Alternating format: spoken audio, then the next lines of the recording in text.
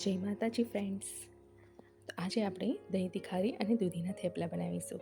તો પહેલાં દહીં તિખારી માટે તેલ, હિંગ, રાઈ, જીરુંનો વઘાર કરશું. એમાં ડુંગળી અને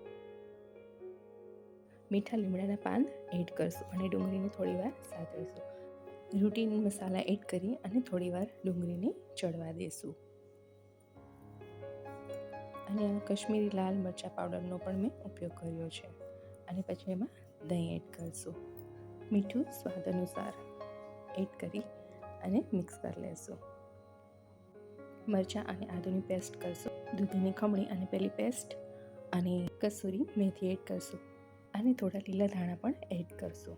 એમાં તલ, લાલ મરચું, કશ્મીરી પાવડર, હળદર, ધાણા જીરું, હિંગ એ પણ આપણે રૂટીન મસાલા જે આપણે એડ કરવા એ કરી શકશું. અને મોણ માટે તેલ પણ એમાં એડ કરશું. સ્વાદ પ્રમાણે મીઠું અને સારી રીતે એને મિક્સ કરી નાખશું. પછી એમાં ચણાનો લોટ અને ઘઉંનો લોટ એડ કરી અને લોટ બાંધી નાખવાનો છે. મેં એમાં પાણી એડ નથી કર્યું. પાણીની જરૂર પડે તો એડ કરી નાખવાનું. અને વણી અને બંને બાજુથી તેલ લગાવીને સરસ શેકી નાખવાનું છે. એવી જ રીતના બધા થેપલાને શેકી નાખવાના છે.